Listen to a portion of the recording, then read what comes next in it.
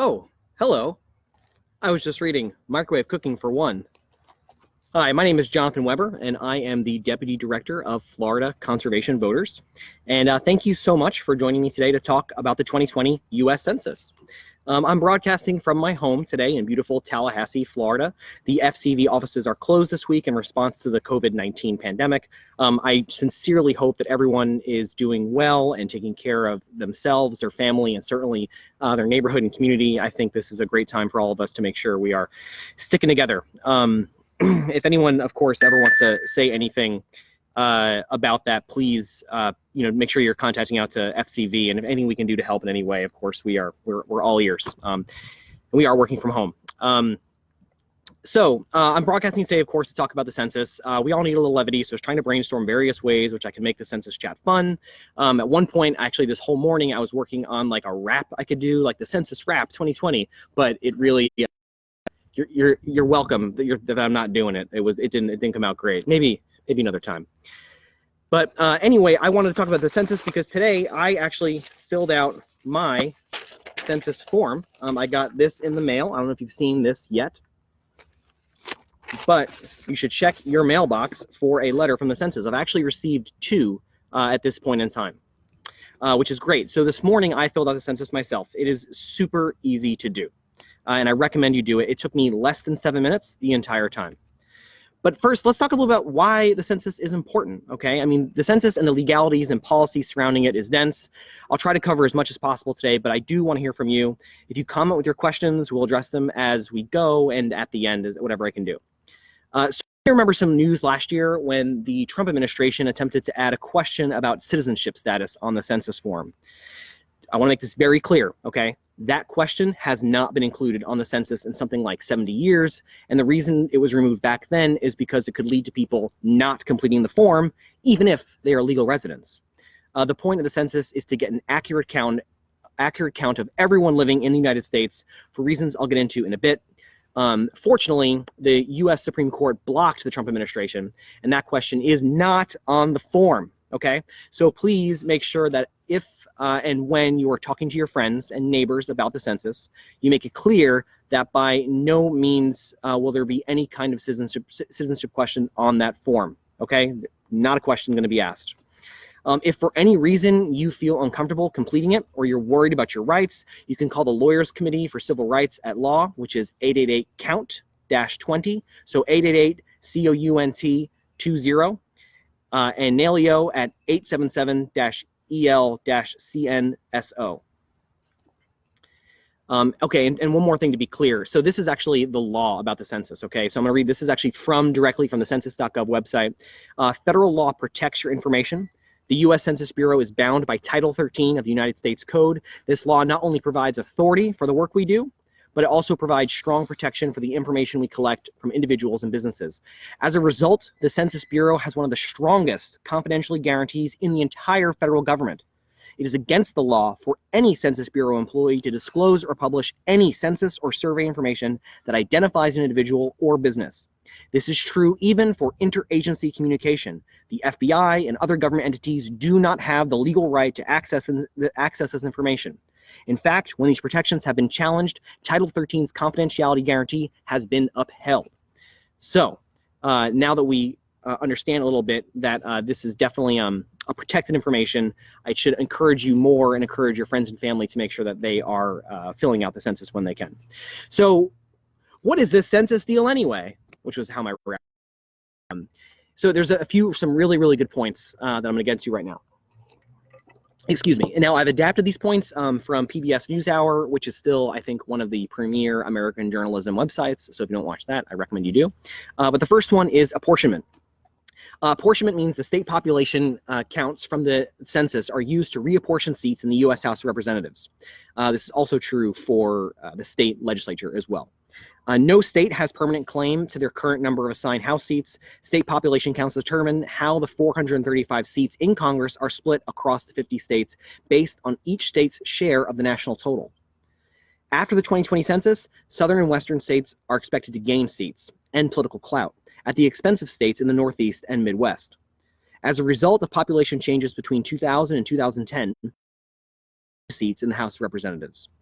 The Census Bureau will publish apportionment population counts by December 31st, 2020, which will affect the size of state delegations for the 2020 U.S. House elections and state votes in the U.S. Electoral College for the 2024 presidential election. So in Florida, you know, I think the guess right now is that we'll be gaining 2 congressional seats.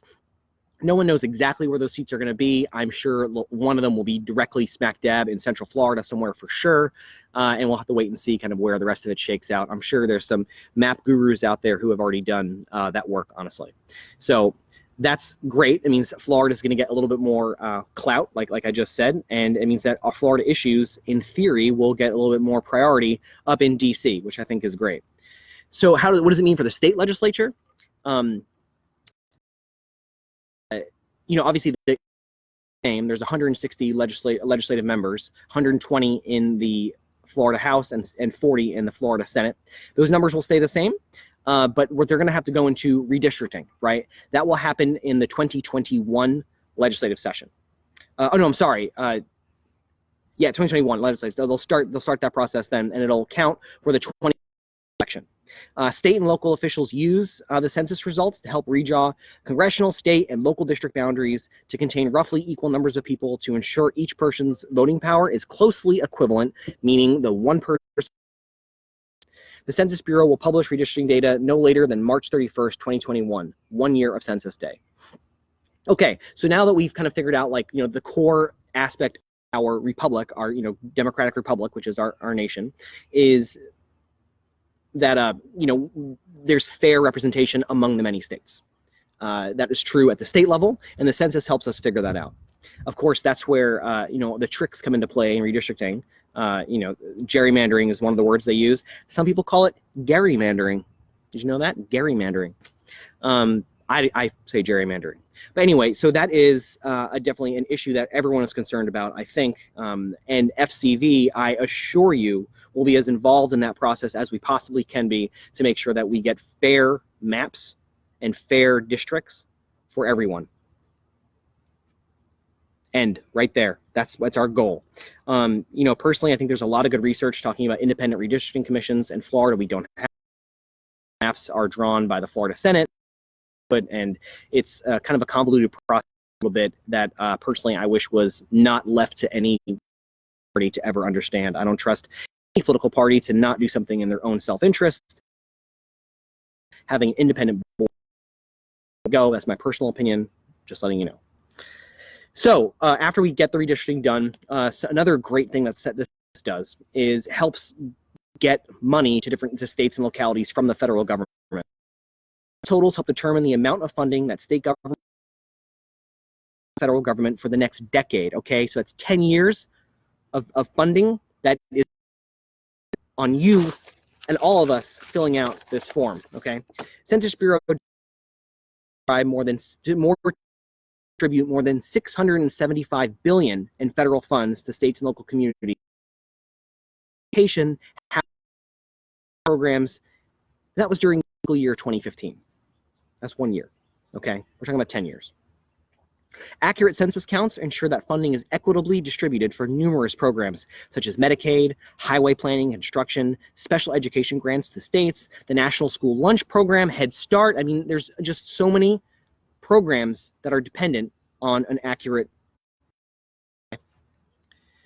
So it's also really important for planning purposes. Data from the census inform a wide range of government business and nonprofit decision making.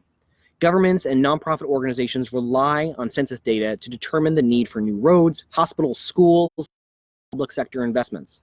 Census data are also vital to businesses as a key to population's changing needs. It's also really important, especially in a state like Florida, for emergency response. I mean, we often have, you know, hurricanes and other natural disasters that happen. Even COVID-19, this is a disaster. We're in a disaster state. This is a really important information for first responders and disaster recovery personnel to help identify where and how much help is needed.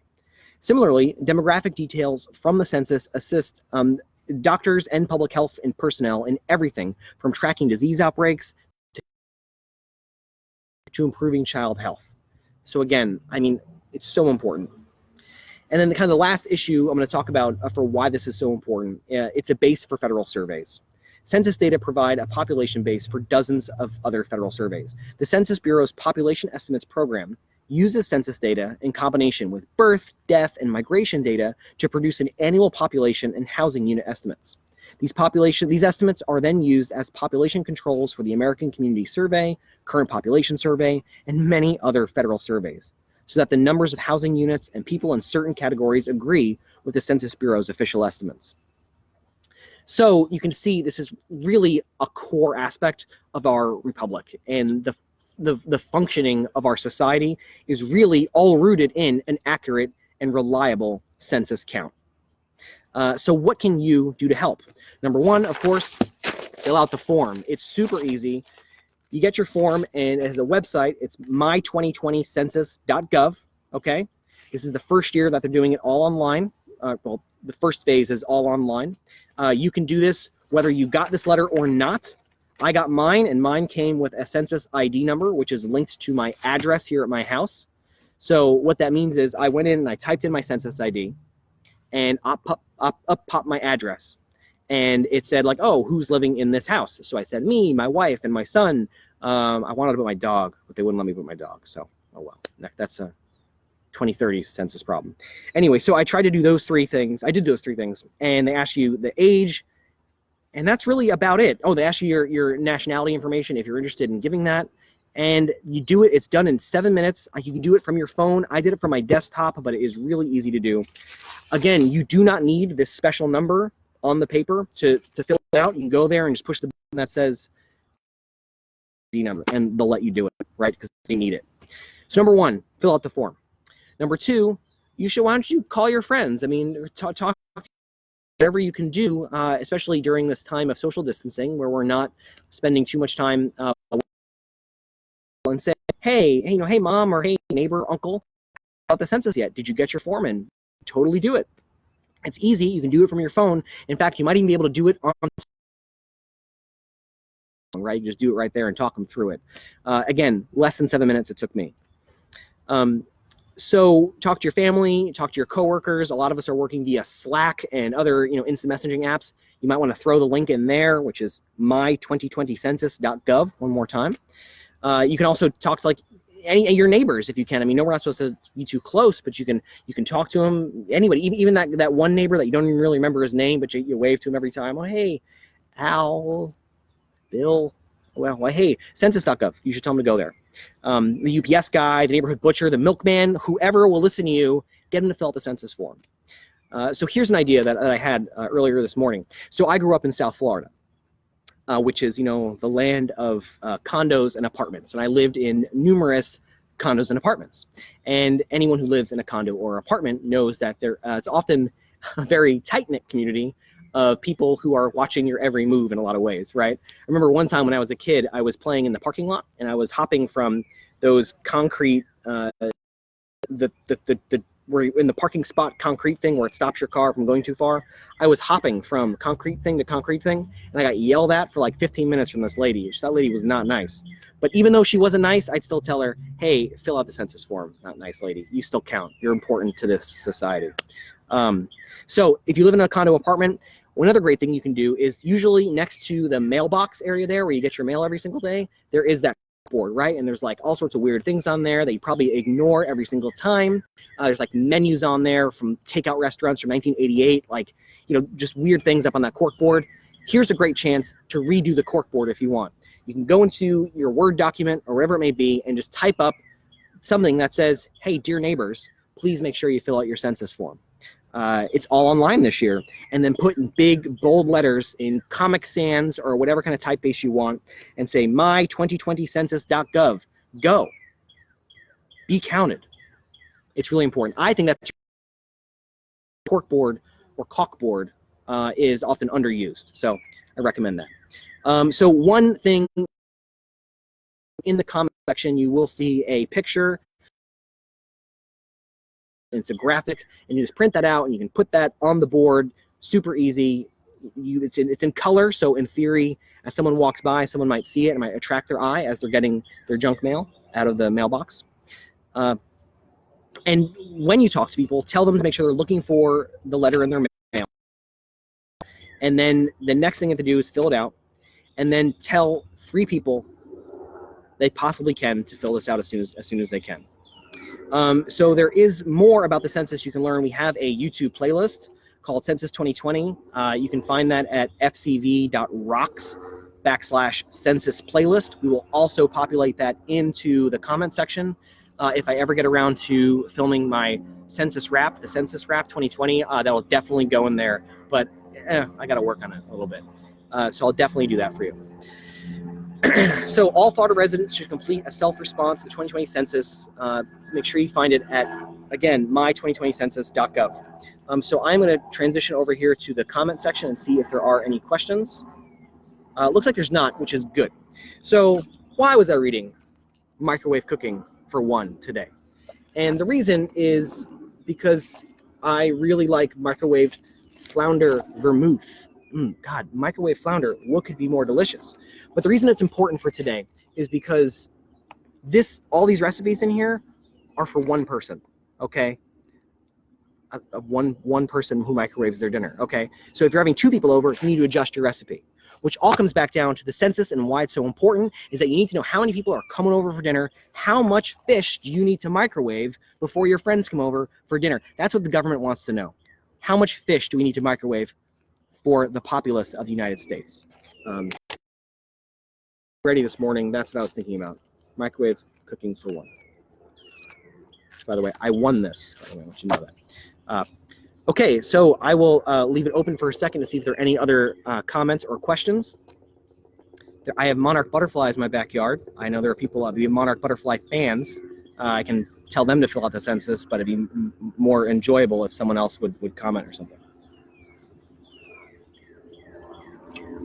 Okay, well, if you have any questions about the census or about why this is important, you can email us at contact@fcvoters.org. Okay, you can message us on Facebook, call us on the phone, whatever you want to do. I will be happy to help in any way I can to make sure that you and your family and your neighbors and the milkman, like I said, and this poor lady, that you fill out the census. Let me know if we can help. Stay tuned. Please be safe, everyone. I know this is a trying time for all of us, but this is a really fun and kind of easy activity we can all do while we're spending time away from our coworkers. And I hope you all have a great afternoon. Thank you all so much. I guess I'll end now. Thank you.